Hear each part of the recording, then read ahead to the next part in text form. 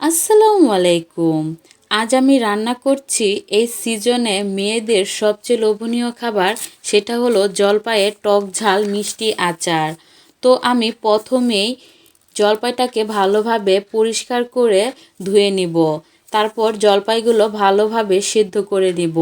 সেদ্ধ করার সময় এটাতে একটু হলুদের গুঁড়ো এবং লবণ দিয়ে দিব।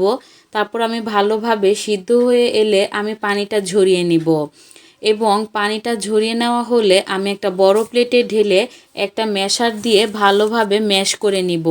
এ পর্যায়ে এসে যারা জলপাইয়ের বিচি খেতে পছন্দ করেন না, তারা কিন্তু কিছুটা বিচি তুলে ফেলে দিতে পারেন। আমি কিন্তু জলপাইয়ের বিচি অনেক বেশি পছন্দ করি, তাই সবগুলো বিচি রেখে দিলাম। তারপর কিছুক্ষণ রোদে দিব যাতে করে গায়ে লেগে থাকা অতিরিক্ত পানিটা টেনে যায়। আমি কিন্তু 3 ঘন্টা রোদে দিয়েছিলাম।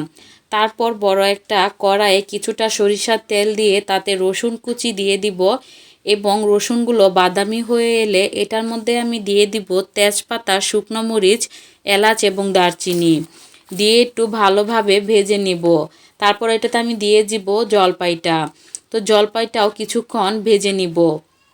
আর তারপর আমি এটাতে দিয়ে দিব অনেকখানি চিনি, কারণ এটা তো মিষ্টি আচার, সেজন্য এটাতে কিন্তু অনেকটা চিনি দিতে হবে। তো চিনি দিয়ে কিন্তু কিছুতে লাড়াচাড়া বন্ধ করা যাবে না, এতে করে কিন্তু নিচে লেগে যেতে পারে।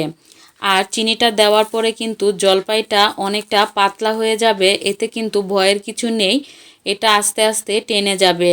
তারপর এটাতে আমি দিয়ে দিব শুকনো মরিচের গুঁড়া, ধনিয়া গুঁড়া এবং লবণ দিয়ে আমি লাড়াচাড়া করে মিশিয়ে নিব। আর আচারটা বেশ কিছুদিন ঘরে রেখে খাওয়ার জন্য এটাতে আমি দিয়ে দিয়েছি কিছুটা পরিমাণ ভিনেগার। তো ভিনেগারটা দেওয়ার পরে আমি আচারের সাথে ভালোভাবে মিশিয়ে নিব।